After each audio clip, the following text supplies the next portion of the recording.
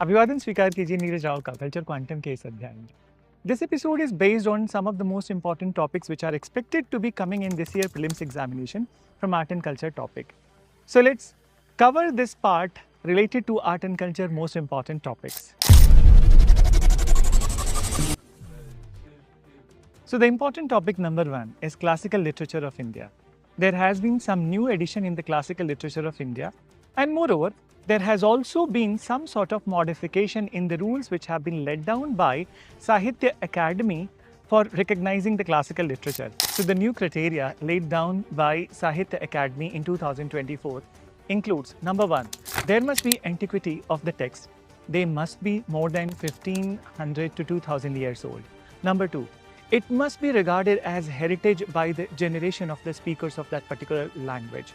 Third, there must be knowledge text. What is knowledge text? Basically, there must be prose text apart from the poetry. And it also says that there must be epigraphical and inscriptional evidence of the language. And last but not the least, the classical literature might differ from the today's form of that language. Moreover, it must be distinct from the offshoots of that language in later ages.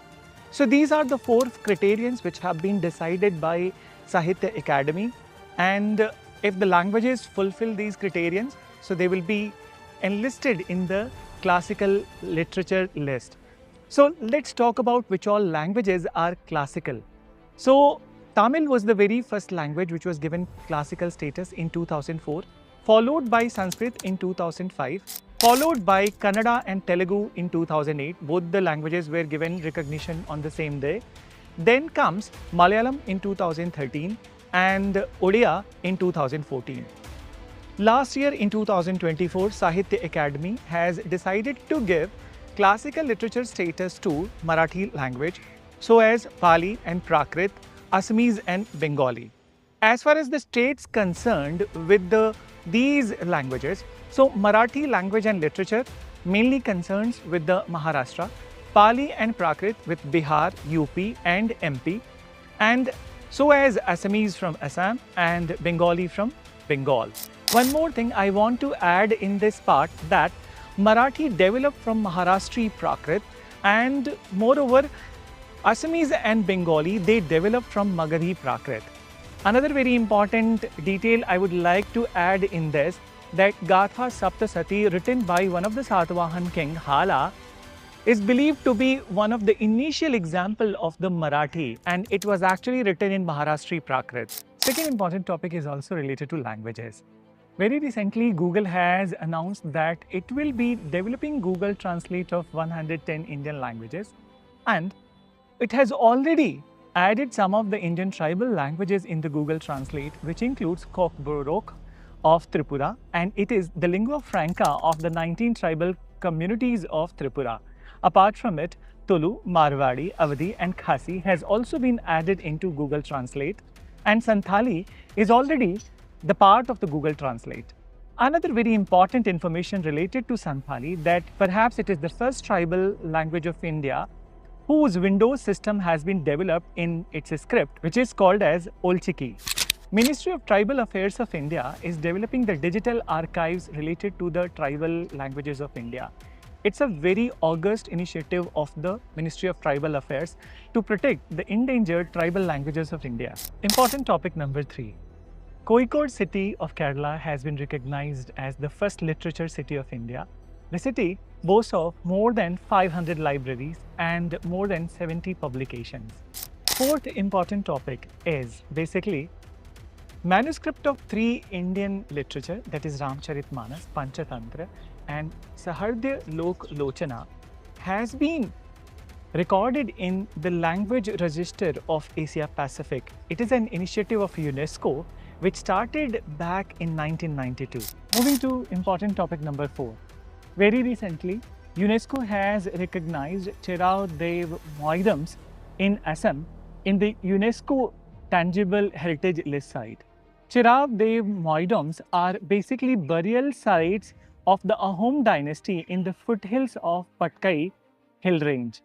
Apart from it, in 2023, 2 more sites were added into UNESCO Heritage List. That includes Santiniketan of West Bengal, and so as the sacred ensembles of the Hoysalas, which includes Hoysaleshwara Temple, Chennakeshava Temple of Somnathpura, and Chennakeshava Temple of Belur. So moving to important topic number 5, and it is based on Buddhism. Very often UPSC has asked questions based on Buddhism, like epithets of the Buddha, which was asked last year, like Sakyamuni, Tathagat. So there are some other famous epithets of the Buddha, like Samyak Sambuddha. What does it mean? That the perfect Buddha, the enlightened Buddha, and the one who is above all of them. So it is an epithet to the Buddha. Then another very important epithet is Sugat. Buddha Ghosh has mentioned that meaning of the Sugat is that Buddha, by both the ways, he was well gone. The exact meaning is well gone. So when he has chosen to come to the earth, that is good. And when he is gone from the earth, that is also good. So the original meaning of the Sugat is well gone, and it is an epithet to the Buddha. Apart from it, Bodhisattvas are also known with many different names like Lokeshwar and Lokasattva. So if in exam it comes that what is Lokasattva, what is Lokeshwar, so it is basically another synonym of the Bodhisattva. Mahasattva, Loknath, Lokeshwar are the different epithets which are given to Bodhisattvas. So if it comes in exam, identify it as a epithet which are given to Bodhisattvas.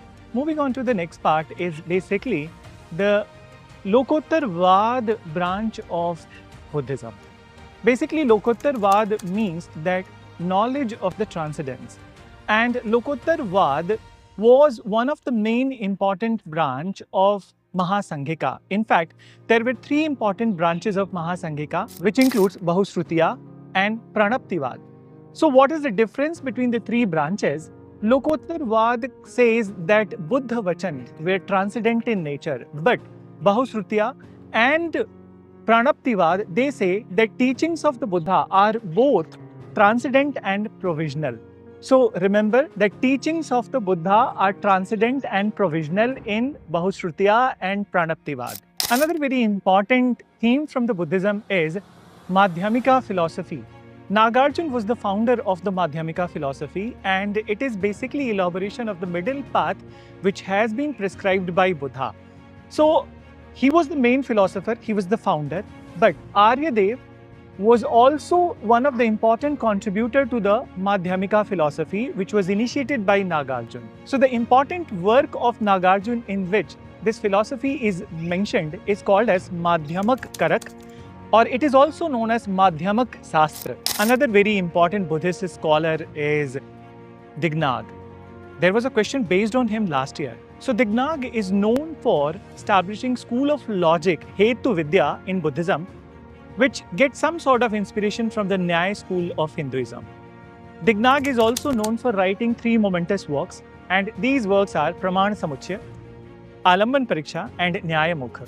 So today you learnt about some of the important topics which are expected to be coming in this year exam, and I hope it comes and it helps you a lot in clearing the prelims examination. But I have some suggestion from my side that you must read. This year was the year of the Mahakumbh, so please read Mahakumbh, and moreover you can also go and look at the Mahakumbh video covered by Culture Quantum. Then apart from it, you can also read some of the epithets of the Mahavir like Nigantha and Nayaputta. So Nigantha means that the one who was without clothes, and Nayaputta is indicative of his Janantrika clan. So these topics you must read additional to what we are covering over here. Moreover, you can also refer to the book A Journey Through Indian Art and Culture, written by me and Anutosh. So it will help you a lot. And one very important thing, that these all topics that I have covered, my own handwritten notes, I would be uploading in my Telegram channel, that is t.me Culture Quantum. So be connected to Culture Quantum Telegram channel also to get the notes of this particular topic. So next video we are going to come up with important topics from modern Indian history and some remaining important topics from ancient and medieval history. Till then, do not forget to like, share, subscribe Culture Quantum, and please do not forget to comment on Culture Quantum. Thank you.